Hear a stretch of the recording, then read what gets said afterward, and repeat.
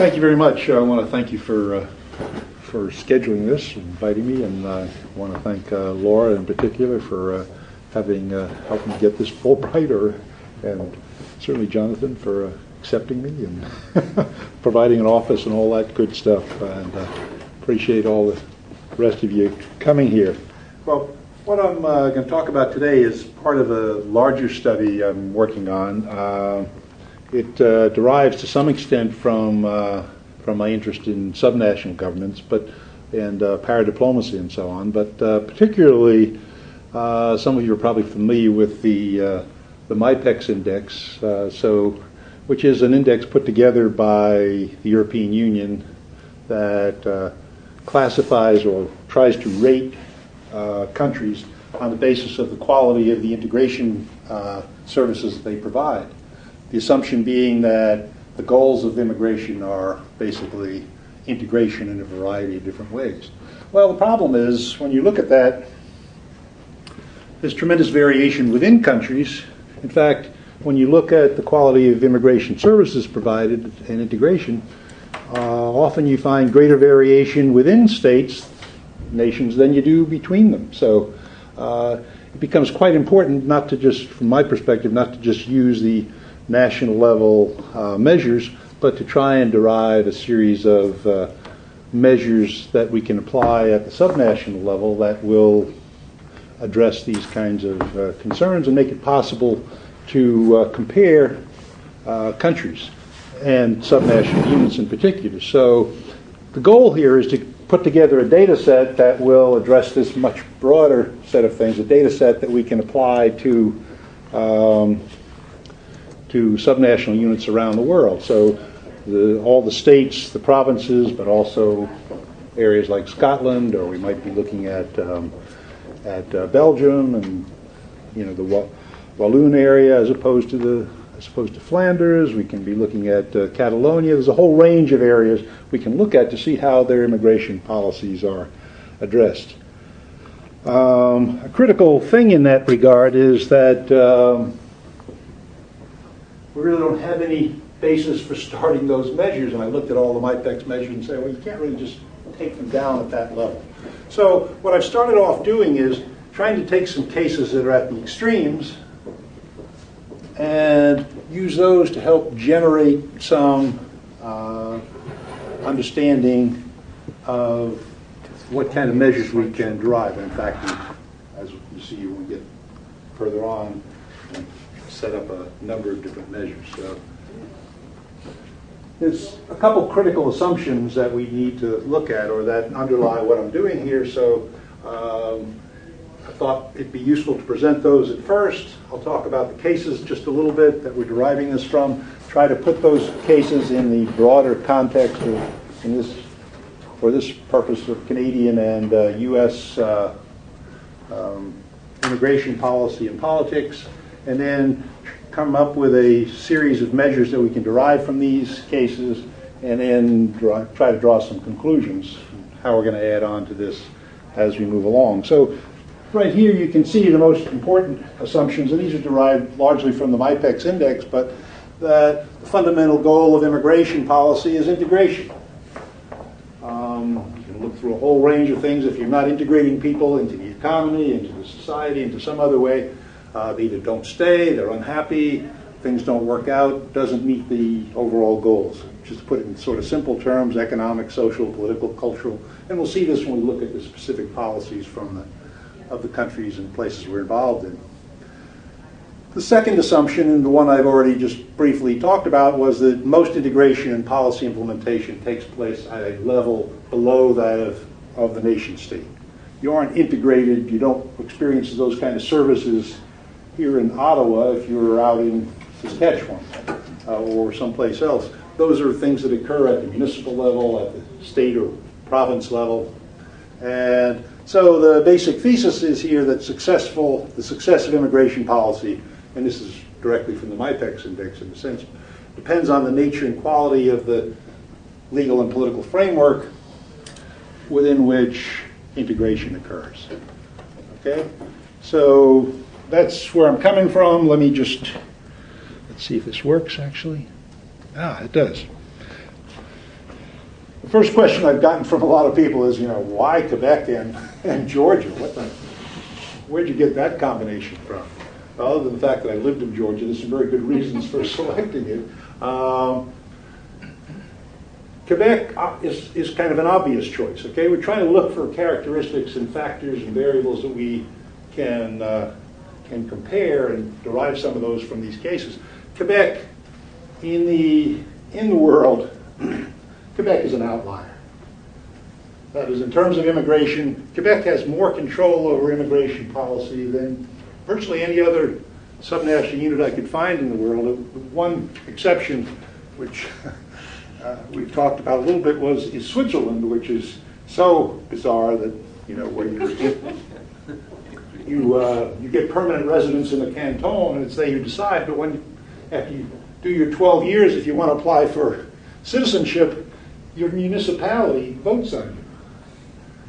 And there's some rather interesting literature on that, because they post the names and we post the names on the door of City Hall, and people come and vote. And the thing that they found is, and the reason this became sort of interesting, was because Muslims were being rejected at overwhelming rates when it came down to citizenship in Switzerland. But in any case, so we have on the one hand Quebec, in which there's tremendous involvement in the immigration process. They get tremendous involvement in selection, integration, and a whole range of other services.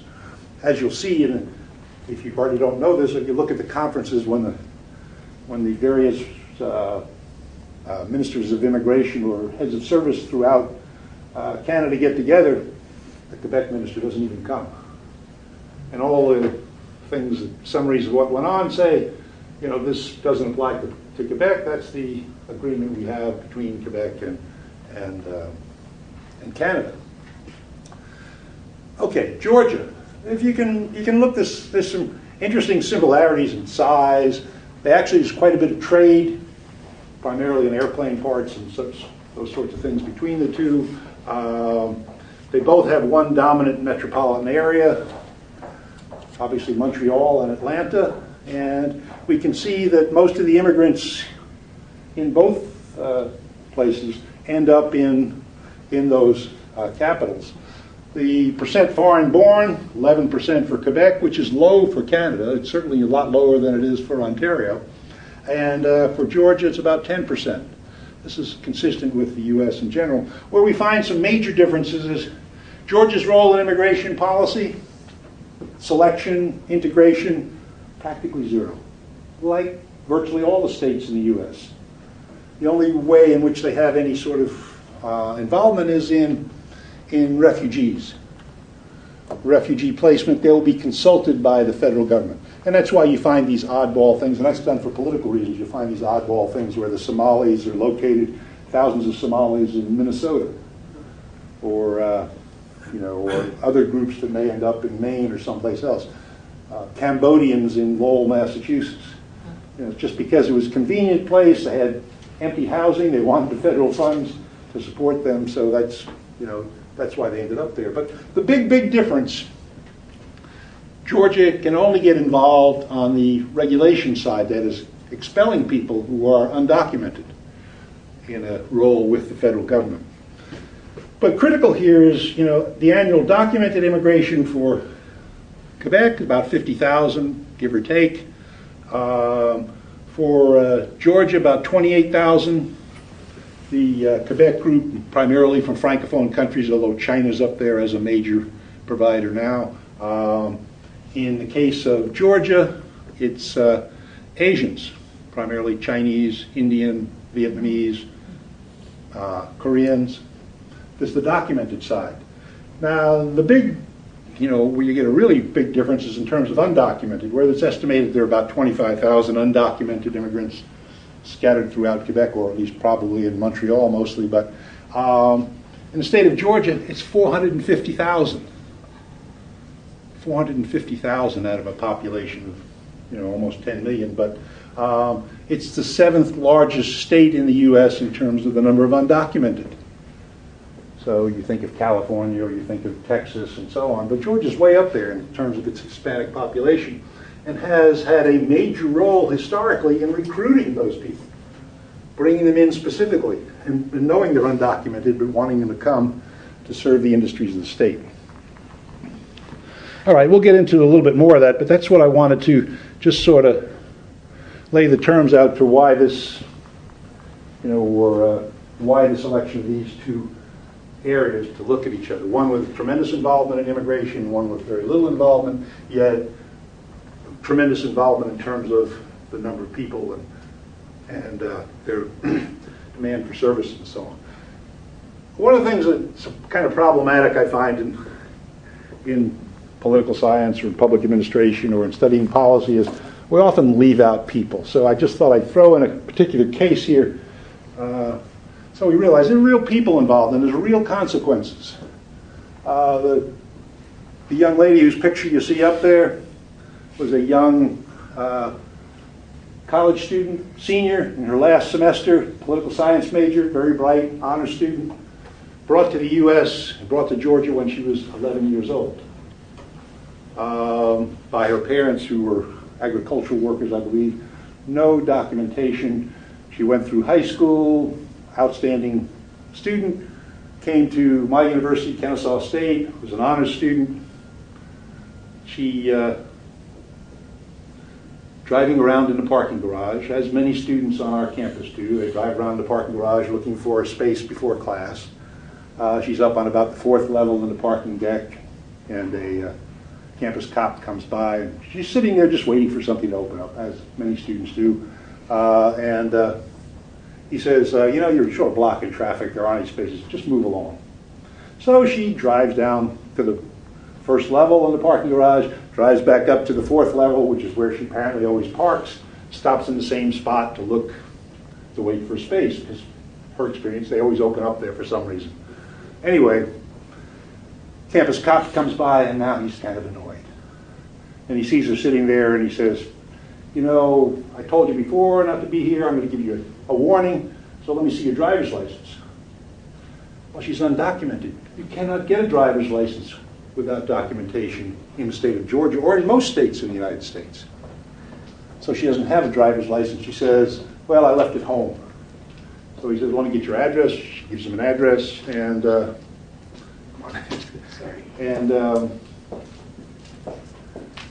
he says, well, that's okay. Just bring your driver's license down to the campus police station, in the next few days.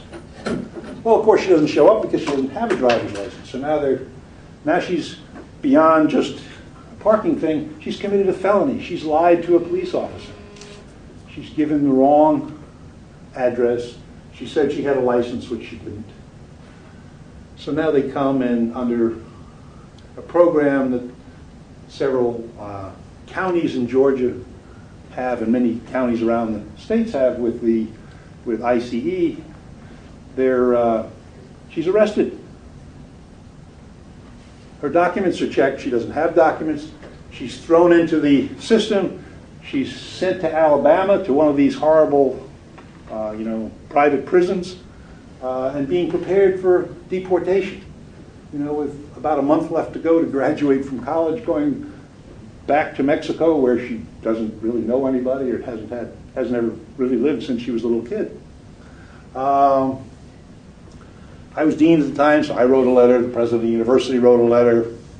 Nobody cares about academics writing letters. But her sorority was able to contact one of our senators, a really right-wing senator, but who was kind of sympathetic, calls up the feds and gets her released. And they grant her a year so she can finish up her degree and so on. Meanwhile, while she's in prison in Alabama, her younger brother, fearing the same fate, commits suicide. So we already have a death of a young, talented kid because of this. Anyway, she comes back. She's now in the finished up her degree. She's now among those who are probably to be documented under the DREAM Act when it comes through, but under the current regulations that Obama's put in effect in terms of enforcement. So I think the critical thing here is I just want to bring up this really nice young woman, because there are consequences. There are prices to pay for these policies, and it affects real human beings. You know, it could happen to us, you know, to people her age just about anywhere if this were the case. All right, now just to set the context, I know most of you probably know more about immigration policy than I do, but just to set this broader context, you know, we start in the two countries, Canada and the U.S., from the same spot. Heavy discrimination against people who are not from Northern Europe, people who aren't Protestant, clear preference for Northern Europeans. Jews need not apply. Southern Europeans not liked. Catholics not especially sought after. And there were major quotas. The U.S., particularly during the early part of the 20th century, the U.S. went back and back, and they picked, I think, 1892 and as a year, and looked at the percentage of people from a particular country in the U.S. in 1892. I may be off by a couple of years there, so someone may want to correct me, but and this was the second iteration of this. And they said, well, if there were 20% of the people in the U.S. were German in 1892, then 20% of the immigrants are from Germany. And if only 0.5% were from some other country, Italy, then so be it. That's all the places that were allocated for them in terms of immigration. Well, there were gradual changes in this, particularly after World War II. But the major final sort of changes in 1965 in the U.S., a major change in 67 in Canada when the country implements the point system, which makes it quite a bit fair. All right, going to the goals of immigration policy,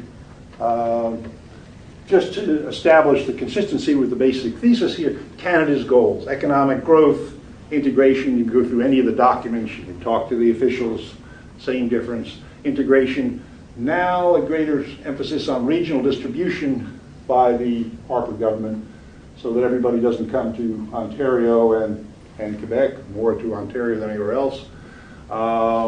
Provincial nominee program, etc. Quebec, emphasis on common values, emphasis on language integration, national identity, and so on. I just threw Ontario in for the heck of it, but you know, same sort of thing. Strengthen the economy, successful integration, integration policy, wanting more economic immigrants, wanting to move up from 52 to 70, and so on. But a lot less involvement in this whole process. So, I mean, it's easy to establish that this sort of notion of integration is key and at the heart of what this is all about. Here you can see the English version of the document that anybody coming to Quebec receives before they even leave Europe or wherever they may be coming from, or North Africa. To integrate into Quebec society is to be prepared to know and respect its common values. Okay, so the expectation is that people will become Quebecers, or Quebecois and Quebecoises.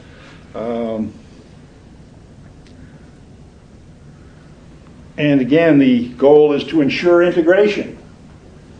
And these are the priorities in terms of selection, the economic qualifications, age, representing diverse world regions, but critical, the ability to speak at least, or at least a good percentage of them to speak French. Especially since most people are going to settle in Montreal, and there's ongoing concerns about the island itself, particularly by the Parti Québécois, but by others as well, that it's becoming too Anglophone and Allophone and not enough Francophone. Francophones moving to the suburbs and so on. So, and this notion of Quebec citizenship, establishing Quebec citizenship, that is being pushed by the Parti Québécois, but as a minority government, not too successfully so far. All right, just to hit the other side of this, the U.S. goals for immigration.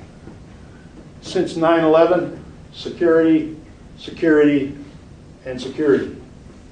Top of the list. Integration is right up there, of course.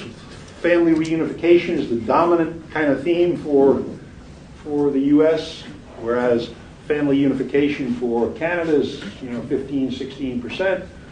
It's 70% or more for the U.S. Whereas economic immigration is the dominant theme in Canada. For Quebec, 62, 65% of all immigrants are economic immigrants. In the U.S., it's about 14%. A small number.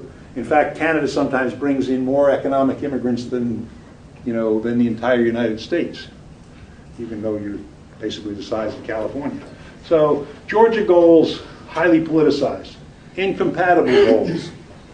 That is, meeting the needs for a labor force, but controlling undocumented immigration. There used to be signs put up in northern or in various states in Mexico, welcoming Mexicans to come to Georgia. The climate's good, cost of living's low, jobs pay well, come bring your families. I also advertised in LA, in Arizona, Texas, other places where there were, to get that secondary level of migration of undocumented people. They were really welcoming. They needed people for the carpet industry. They needed people for the poultry industry. They needed people to pick the Vidalia onions that some of us have learned to love. And, the people who had worked in these industries before came from Appalachia to North Georgia. They were recruited in Appalachia, all white, poorly educated. So you have these little towns like Dalton, Georgia, where the carpet industry is located, pure white town, and all of a sudden there's thousands and thousands of Mexicans who come in and take these jobs because these people's kids don't want to work in these factories. This is second generation or third generation. They don't want to work in the carpet factory. They don't want to stand and gut chickens all day and things like that. So the Mexicans come to do this. And the carpet industry and some of the other industries are very, very accommodating. They set up soccer teams that they sponsor. They sent Mohawk Carpet, sent teachers from Dalton to Unam in Mexico to learn about how to teach Hispanic students. And this is great for the teachers. It's a free, all expenses paid summer vacation in Mexico where you learn how to teach, and it was paid for by the carpet industry. They're very, very welcoming. So there are these incompatible goals. You get this extreme right wing pushing for immigration reform. They don't want these people here. They're the anti-integrationists, if you will. If you put that scale together from full integration to not only to zero integration, you put to sort of negative integration. Let's get rid of people who aren't like us, and you get that being pushed by some of those individuals. And it's becoming tough because they couldn't meet their economic development goals. U.S. immigration agencies, just to emphasize this movement to security, the INS, Immigration and Naturalization Service, used to be part of the Department of Justice. Okay, 9/11 comes along. Like everything else, it moves to Homeland Security. And it's broken into three parts. ICE handles basically rounding up and getting rid of undocumented immigrants.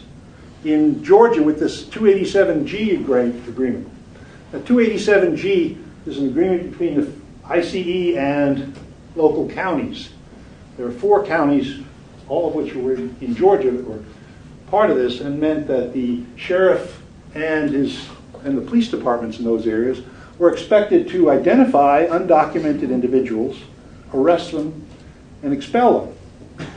Now, the way the courts decided on some of these, you couldn't just arrest somebody for driving while being brown, which was the sort of standard thing. You could pull somebody over, check their documents, but you had to be arrested. But if you were stopped for anything, if you had a tail light that wasn't working and the cop pulled you over, you could end up in the system. And so there were 16,000, since 2006, there were over 16,000 undocumented immigrants expelled. This wreaks havoc on some of the industries as well as on some of the communities, the families, etc.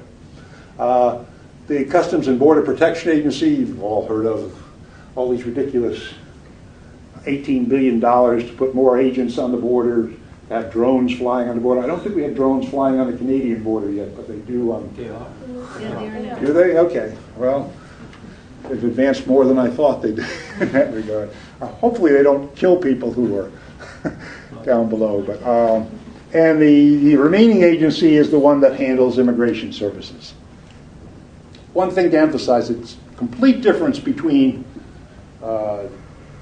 U.S. and province and states in the U.S. and Canada and the provinces is integration services are not provided in the U.S. except for that small number of people who are refugees, small percentage of immigrants. So it's a silly system. If you go on their website, you'll see they talk about all the services they provide. Well, to become, an American citizen, once you're in the country and documented, you have to be there for 5 years at least. But then you have to. It sounds important. You have to take a test in English now. They didn't used to have an English test. The English test consists of you have to be able to read one sentence, write one sentence, and summarize one sentence. Okay, so and they give you examples, of course. And then there's the famous American culture and history test that you have to pass. If more university classes ran this way, everyone would make A's. They give out 100 multiple choice questions. So you go online, you see this 100 multiple choice questions, and 10 of those questions are randomly going to be selected to be on the exam. And you must get 6 of them right. So and although there are complaints about people not speaking English and so on and all that sort of stuff, there are no free English courses available. The only people who get English courses are refugees, and that's under contract with the federal government. They're the only ones who get any services whatsoever. And again, it's a small group. So to learn English, if you want to go to one of the intensive English, this has become a big racket for universities. We have these intensive English institutes that charge outrageous amounts of money for people to come and learn to speak English so they can go to the university and so on. So it's a very, very different system as opposed to Canada, where everything is about the integration services. So just to give you another sort of quick look at things, in the U.S., family-sponsored, there's really no limit to the number of those, but some people wait years and years to get that. There's an employment-based group, and this is the equivalent of your economic immigrants or your provincial nominees and so on. Way too small for the country. You have people like Bill Gates and others complaining bitterly that they can't get top engineers. If they want to hire a top engineer in Canada, they can't do it unless they get one of these visas. The number of visas that are available is usually done in a couple months. My son worked at Amazon out in Seattle, and when they were hiring people, they couldn't get enough visas to hire the people they needed, so they were actually putting some people in Vancouver and just sort of commuting and having them come down for meetings every now and then. Refugees, about 70,000. And the most bizarre category here is the diversity lottery, which is a pure lottery in one sense. That is, and it had a political origin because there were some senators who wanted to make things available for more Irish immigrants, and they were having trouble getting them in quickly. So they said, well, there haven't been many Irish immigrants in the last 5 years, so let's set this program up so they can randomly be selected to be part of this. Well, to do that, they ended up having to say, well, what about Africa? What about these other places that had very few immigrants? And so basically, there's you can go online, get into the lottery. Only countries that have had less than 50,000 immigrants to the U.S. in the last 5 years qualify. And if you win the lottery, you and your spouse and kids get to come. We had a talk about this where you get, there have been some people who've won these lotteries and instantly get all kinds of proposals for marriage and other sorts of things. You can come along, you become you get an instant visa, you come to the U.S., you can work in the U.S. and so on. It's a really bizarre category. Obviously, you still have to go through the security checks. All right, so we have very different approaches, just to summarize this sort of quickly, between the U.S. and Canada. The U.S., very centralized program in terms of integration, selection, federal responsibility, not much in the way of sharing, other than in some of the police functions.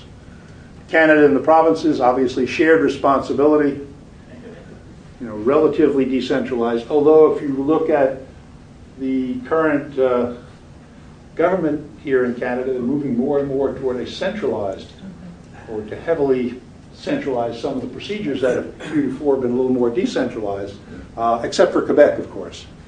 And Harper does not want to pick a fight with Quebec, and this would be one that I think Marois and some other PQ people were hoping would become an issue because it's an easy one to fight over.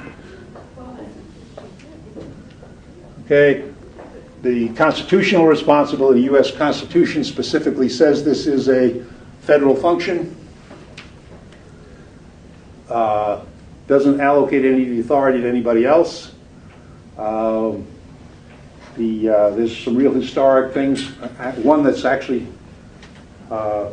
worked against Canada in a sense, because in 1805, many of the loyalists who hadn't fled to Canada wanted to get citizenship, and the court said, okay, they could because they'd been there and they met certain criteria, blah, blah, blah, but this was a federal decision, not something that the state of Virginia couldn't decide that so-and-so who fought with the British in the Revolution could do this. So it was sort of centralized from the beginning and centralized in the courts. Canada, of course, Section 95, the Constitution cited as for that shared responsibility. And of course the Guérin-Lajoie doctrine, which Quebec pushes very strongly, arguing not only that any sort of provincial function that Canada signs a treaty over they have to be consulted on, but also that the province ought to be able to, in its areas of responsibility, negotiate its own treaties. Obviously the government of Canada hasn't quite accepted that doctrine, but you still see it talked about quite a bit in Quebec. Okay, why is immigration so important? Obviously, because it gets at the heart and soul. Both countries need immigrants. Some of the top companies in the U.S. were founded by immigrants, recent immigrants, from non-traditional suppliers of immigrants to the U.S., like India and a number of other places. So it's become an increasingly important part of the whole thing. Europeans, on the other hand, display really negative attitudes toward not only, and we have to distinguish these two things, not only toward immigrants, but toward immigration in general. And we'll see some of the data in a minute. Europeans do not. They make, or help keep Canada as a real outlier. The U.S. somewhere in between, but it keeps Canada as an outlier. So we have Blumrad, for example, talking about Canada and Quebec, or Canada in particular, as a real outlier in terms of attitudes toward immigration. Okay, the U.S. role in immigration, we've already talked about, and just to give you a little contrast here, Georgia is an extremely red state, so to speak, Republican these days. Massachusetts, my new home, is an extremely blue state, one of the more democratic states, probably the most democratic state in the country, I think after the non-state Washington, D.C. You go through the things that Massachusetts does on immigration. You still can't get a driver's license. None of the services are provided. The only services they provide are those in terms of refugees. So, and the difference is Massachusetts and many northern states don't participate in the 287G. That is, they're not providing that kind of law enforcement side of it. Okay, the Provincial Nominee Program from 1996. This is a mistake. This should be, Manitoba should be 1996. They were the first province in the program to allow provinces to make some selection of their immigrants. Ontario, the last one, 2005, and now Ontario doesn't have an agreement with the federal government at this point on this issue. They keep going back and forth on it. This is part of that centralization that we see that affects some of the other provinces and may eventually hit Quebec. They capped the numbers in 2010. They added language standards, more language standards. Settlement programs in BC and Manitoba, they manage their own, and those are now being retaken by the federal government. They're now putting into effect this new expression of interest model that's used by New Zealand, and I think Australia has adopted recently. And basically that model, it's kind of like, if it was for the National Hockey League, the draft. You know, you get a list of all these people out there, or the NBA or something, people who are even interested in possibility of coming to Canada. They fill out some very limited form, get their name into the big pool, and then that's not really an application for immigration yet, but then and it's not clear how the provinces are going to be involved in this. The various people can go and look in this and pick out people. Companies can look and say, well, we want, we'll take, Joe Smith in the third round if he's still available. And so it's something that's very, very centralized in the way that whole thing goes, and I think we can look at more centralization coming to the system in Canada and less role for the provinces, something that provinces, particularly Ontario, is very, very unhappy with.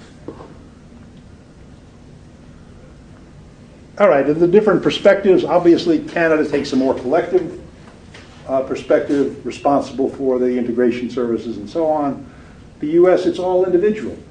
You come to the U.S., you better show that you have the money to pay for everything you're going to use there. You better show that you're not going to be dependent on the state for any services, support, whatever.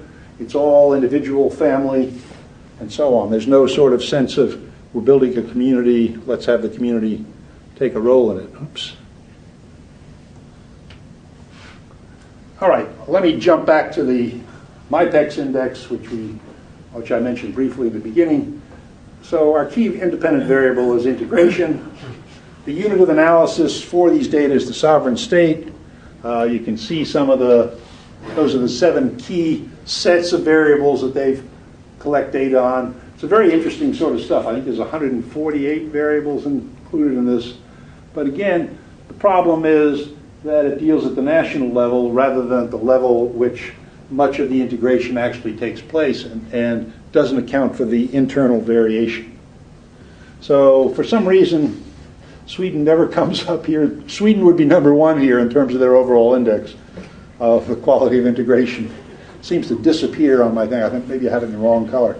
But you can see Canada finishes 3rd in the world, or 3rd among these nations, and the U.S. is down there at #9.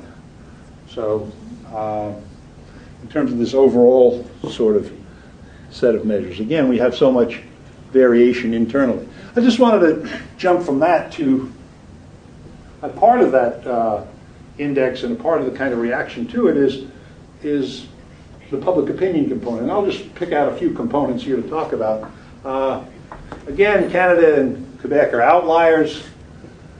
It's very hard when you go through, and I've been through tons and tons of public opinion data, it's very hard to find anything that's terribly useful. It's all contextual. There's so many different kinds of changes. Questions may be asked differently in different countries, but even when they're asked the same way, you can only come up with a few questions that make sense to look at. One of them is that's used and it's not quite as good as, should we increase the number of immigrants in our country? Should it stay the same, or should we decrease it? All right. As we'll see in a minute, Canada does very well on that. If you look at Canada alone, it doesn't look so good. But if you look at Canada compared to the rest of the world, wow, it's way out there. And then the other question that has some use is immigration good or bad for this country? The problem I should have mentioned in terms of the increase, stay the same, or decrease, people have no idea how many immigrants there are. You could ask people all over. They have no idea how many people in the U.S. have no idea. In Canada, they have no idea. In Ontario, they have no idea. When you give them numbers, when you tell people in Canada 250,000 immigrants a year come to Canada, then these figures drop. And the people who say we ought to increase it drop down. And people who say we ought to keep it the same, some of those drop down. And the people who say it's too high increases. So just knowing the numbers really changes the response set in many ways. So again, it's really hard to develop this kind of comparative look at things. And a few things that come out clearly in the commentary and in a lot of those data is, you know, the talk of multiculturalism, or the preference in Quebec for interculturalism, the notion of reasonable accommodation, and some of these sorts of things. The fact of the matter is, when we look deep in these surveys, people don't care about those things. People want a melting pot. More than half of Canadians, when you describe things, want people to become just like us, as they say. They don't want, yeah, fine if those people have their, you know, cute little cultural festivals and so on, but really they need to accept our values and our way of doing things. So if you had a Venn diagram, instead of having something like that, what we talk about as multicultural, tremendous overlap between the circles is what people seem to be saying they want. In Quebec, in Ontario, in BC, and all over. And in the US as well. Just going to this question of a negative impact. You can see that, you know, Belgium, 72% of the Belgians, and it goes by both sides of the linguistic divide, or even the third side with the little German section. The UK, Italy, you know, USA, more than half saying immigration is bad for the country, has a negative impact on the country. Sweden, and no one can quite figure out why the Swedes fit in this mold, you know, are down there as sort of an outlier with Canada, and Canada is the lowest in terms of saying that it has a negative impact on the country. A couple things we have to always do when we're talking about public opinion data is, you know, see how salient the issue is. And the fact of the matter is, even though it's become a really well-publicized issue in the US, it's become more common to hear about it here. For most people, it's not really a salient issue. It's become a salient issue in the US because Republicans are concerned that all the Hispanics voted for the Democrats, and they're afraid that's going to continue in the future. But less than 2% of Canadians listed as a policy priority for the country. Less than 2% think that immigration policy really should be a priority for the country. It's not on the list of the top 19 issues. 2 to 3% in the US listed as a top priority. And when you're looking at some of the survey data, obviously you always got to look at how they ask the question. And so if they ask people, what are your top priorities for the country? Immigration doesn't show up. If you give them a list that includes immigration, everyone will say, oh yeah, that's important, but as an afterthought. So it's not really that salient issue. It rises and falls with these kind of strange events. In the case of Georgia, that case I mentioned earlier of Jessica Colado, after that case took place, all of a sudden the Tea Party and the right-wingers came out of the woodwork. I mean, we had an undocumented immigrant going to one of our universities, keeping some of our own Georgian students out and paying in-state tuition, and all that just became a huge issue. You can see some of the data here. I tried to include US, Canada, Quebec, Georgia where I could, and Ontario. And these are data for Canada from January 2012 and 2013 for the US. Okay, done by the same organization, so we don't introduce the kind of biases when we have different kind of methods applied. And some interesting things you can see here in terms of, you know, when we talk about immigration should be decreased, it's fairly uniform. And in fact, there are a higher percentage of Canadians saying it ought to be decreased than there are of Americans. I'm not sure that's a statistically significant difference, although the samples are large, so it may well be. 44 in Quebec, 48 in Georgia, 44 in Ontario. Those things are hard to, as I said, that measure is a difficult one to fully interpret, even though it's one of the better ones and one you'll see more often. One that's really critical, though, the positive or negative impact. And if you just look at that, you say, wow, half of Canadians who respond to this, think it's negative. And half of both, they're both, in plurality here, saying it's good. The other half saying it's an even split, it's bad, and the other saying they don't know. And that's 39-39, and you think, wow. The U.S., however, when you compare it, it's 26 and 51. So only a quarter of people in the U.S. think it's good for the country, and more than half think it's bad. Some very interesting stuff when you get down, break this down to the provincial level. One of the reasons you need to break it down to that level is we look at positive effect on the country, and we look at Quebec. You get 44%, a significantly higher percentage of Quebecers saying immigration is good for the country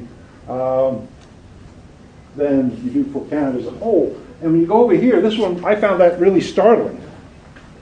But here in Ontario, which has the highest percentage of immigrants, has the highest percentage of people born outside the country, the figures are really dramatically reversed. Only a little over a third saying immigration has a positive effect on the country, and 42% saying the opposite. So it's really, it was really shocking. And again, if you didn't, if we had the data from Alberta, and I think some others, the samples weren't big enough in the national one to divide some of these up, but I think you find these figures dramatically differ from province to province. And hence, when you look at just the figures for Canada, it doesn't really tell you what's happening and how the integration sort of support is there or not there.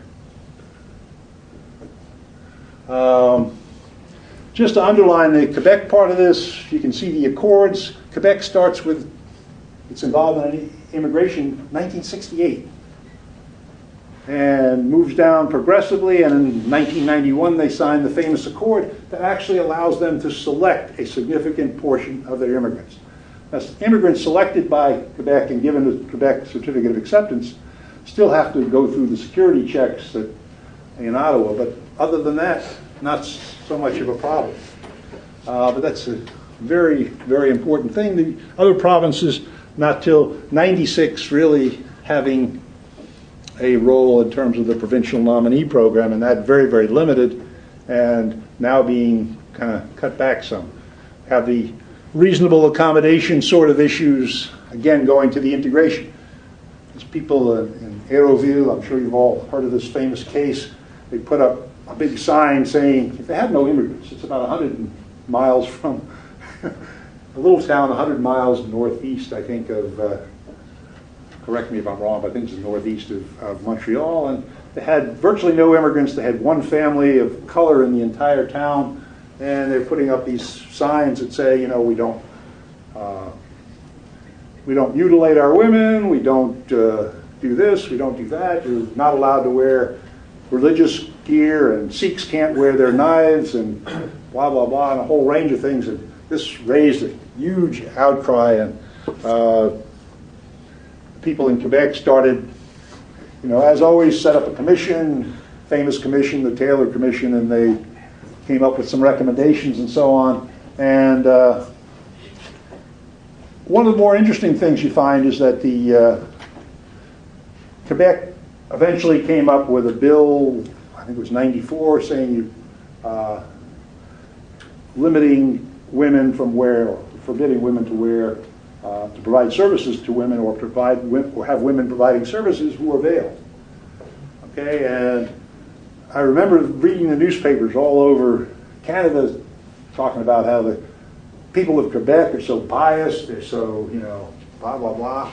And along came the polls, and 95% of the people in Quebec supported this Bill 94, I think it was. And across the rest of Canada, it was 80%. And the federal government then put in a law not that different from Bill 94. So, in any case, here's the laws for Georgia, and you see none of them on the positive side. It's all, you can control this, required citizenship verification, permits for local law enforcement agencies to perform immigration enforcement, prohibits sanctuary. And this was kind of interesting because there were some towns in Georgia that were providing sanctuary because they needed the laborers. So they had, what they called, a wink and a, what do they call it? A wink and a... Anyway, they would arrest people, stop people, check their documents, send them home.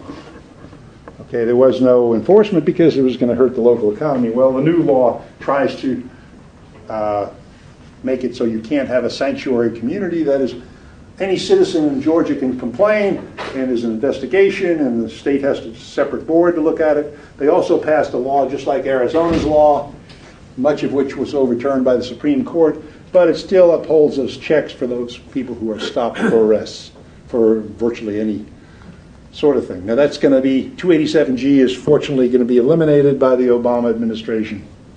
Just look at a couple other areas. Education. Education's one where they're more comparable, although Quebec trying to limiting immigrants in terms of access to CEGEPs and access to English language median schools and so on. Georgia, because of federal laws, is required to take everybody through K through 12, but now is limiting access, particularly to the more elite universities, but trying to limit access completely to for undocumented. Look at the political party side. In Georgia, you have the Tea Party people and the Republicans very strongly against immigration, trying to get controls over it. In Quebec, quite interestingly, all the parties, some nuances, but in the last election, all the parties favored immigration. Some favored a little bit more, some wanted more francisation, and that sort of thing, but basically the same. You look at the websites or talk to people in the parties here in Ontario, same thing. Nobody's against immigration. In fact, they're all falling over themselves to say why they have a better program of immigration. Even though, as we saw in general, when people are polled, they're not really in favor of more immigrants here, but it's not salient enough to endanger politicians. So since there's a significant, and you can correct me if I'm wrong, but a significant number of people who weren't born in Quebec, in Ontario, who live here, 28%, I think, something in Toronto, and 20-some-odd%, I think, in the province as a whole. Those are votes that you can count on in a sense. So let me just, taking too much time already, let me just go down and hit some of the key variables that fit in this list. And I'll go through them quickly. I'll be glad to talk about parts of the list when we get to it, but involving all the services. So you can see the area of immigration policy, constitutional responsibility. I'll be glad to send anybody who's interested in this list. From this whole thing, we've sorted out about 18 variables at this point, and we're using these now to kind of classify other provinces, states, and other units of this type around the world. And I don't know if you can read this from there, but there's a whole series of comparisons there between, Quebec and Georgia, but it tries to sort out what the key variables are, the things that differ between these places, and produce these different sorts of outcomes, things we want to look at. Now, quickly to summarize, immigration policy remains very critical because it is a competition for the hearts and minds and for the economy. Perceptions of immigration are very, very critical. Particularly important is the decentralized as opposed to a centralized approach to policy implementation. Canada's major success is due to its economic orientation of its policies and the score sheets and so on. But, and I think we have to underline the but there's attitudinal change, and it's not in a direction that's favorable toward immigration. Canadians are becoming more skeptical, at least if we believe that some of those consistent polling data. And it's not entirely sure that Canadian exceptionalism will continue, although it'll probably still be somewhat different than most other places. So from these case studies, as I said, we derived 18 different variables. For the moment, we'll probably come up with a few more. I've got some graduate students collecting data on several European units and so on, and we've got to put together a data set in the States as well. Trying to get more here in Ontario and in the other provinces. But Quebec still plays an important role as an outlier. Its policies are so different than, and its involvement is so much more intense than anyone else's. Georgia's role and influence over immigration is minimal, as are most states. Find very little difference. The future, we talk about comprehensive immigration reform in the U.S. Is that going to come? There'll be even a decreasing state role, except in terms of temporary labor, and that's a real critical issue in U.S. states, as it is a very critical issue arising here in Canada. How are you going to handle temporary workers? Will there be some type of point system? Probably not in the U.S. There's a reorientation to economic priorities, and they're talking about everybody, even the Republicans are talking about doubling the number of economic, high-quality immigrants. The DREAM Act, some version of it's probably going to go through and allow those young, undocumented to, and there's two ways you can do that, either by graduating from college or serving in the Army. So you can join the Army or go to college. Will there be a path to citizenship for the 11 million or more undocumented in the U.S.? I think there's a lot of resistance to that. If there's a comprehensive bill, maybe it will dramatically affect the location of migrants in the U.S.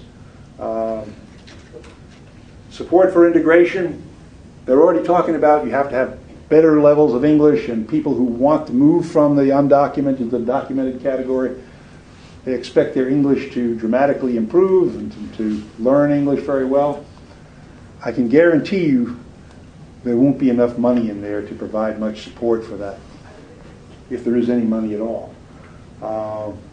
They're still talking about, people paying fines and all kinds of things. Border security, they're still emphasizing border security. They spent $18 billion on the border last year and spending more. It's a myth that the borders aren't relatively secure. The number of people illegally entering the U.S. is now at about a fifth of what it was a few years ago and going down. Okay, on the Canadian side, there seems to be a move, an ongoing move toward greater centralization. So we'll see the provinces having less and less of a role, it seems to me. The feds are trying to determine the distribution rather than having 40% come to Ontario and 20% to Quebec. They're pushing to get that controlled from the central level, so Alberta will get more immigrants, Saskatchewan and Manitoba and so on.